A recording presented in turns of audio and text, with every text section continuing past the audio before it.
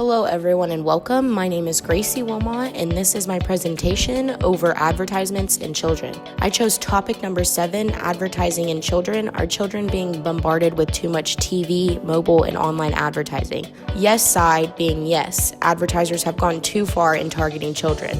No side being no, advertisers have a right to advertise their products to children and it is up to parents to supervise their children's media consumption. Before disclosing which side I agree with, let's take a look at the history of the issue. Advertising is something that has been around for many years. Archaeologists have uncovered signs that were advertising property for rent back in ancient Rome and even Pompeii. As an industry, though, advertising did not take off until the arrival of various mass media, such as printing, radio, and television. Advertising to children, however, did not become a common thing until the widespread adoption of television. After TV came the introduction of cable TV, which allowed programmers to develop entire channels of child-oriented programming and advertising. Opportunities to advertise to children expanded even more with the explosive growth of the internet. Thousands and thousands of child-oriented websites with advertising content have continued to pop up over the past few years. So now that we know the history, let's look at how children are able to understand advertisements. How children react to advertising can depend on several things, including their age, what they know or have experienced, and how much opportunity they have had to question and talk about what they see in the media.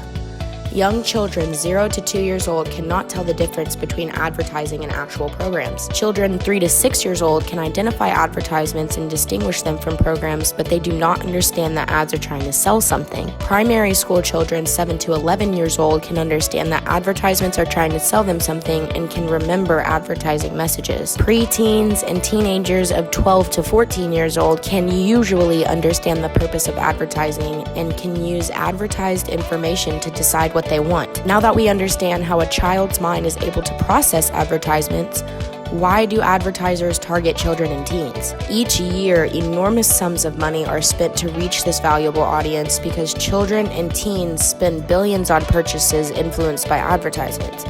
They are also able to influence family decisions on what to buy. Some argue that advertisers have gone too far in targeting kids. Let's look at a few reasons on how that could be happening. Starting with the child's dietary behavior, research shows that the marketing and advertising of unhealthy food and beverages increases a child's preference and intake of these unhealthy products. Advertising unhealthy food products to children and teens is a significant contributor to poor diet quality and diet-related diseases worldwide. Using the U.S. as an example, children there are exposed daily to more than 60 advertising messages, of which about 50% of them involve food. Advertisements can be extremely deceiving, and that is why it is important for children to learn 3 things. 1, advertisements are trying to make you buy something. 2, advertisements are trying to influence the way you think or change your mind about something. 3, advertisers always aim to make their products look good, perhaps even better than they really are. Now let's take a look at the flip side of the argument. Others believe that advertisers do have a right to advertise to children, and it is up to the parents to supervise the amount of time their kids spends on social media. Despite frequent criticism, child-targeted marketing and advertising has the potential to encourage positive beliefs and behaviors. In 2014, Subway partnered up with Michelle Obama's campaign against childhood obesity and agreed to spend $41 million over 3 years to promote a healthy eating program aimed at children. This is a good example of positive advertising because although it is aimed at children, it is aimed at them eating healthier and living healthier lives. Before finally revealing my opinion on this topic and concluding with my thoughts, let's make a list of the overall pros and cons for advertising in children. The pros being that advertising can be used as a useful tool that has the ability to advertise healthy lifestyle choices and positive beliefs. The cons being that advertising has a massive influence on a child's daily life, including their dietary behavior, family conflicts,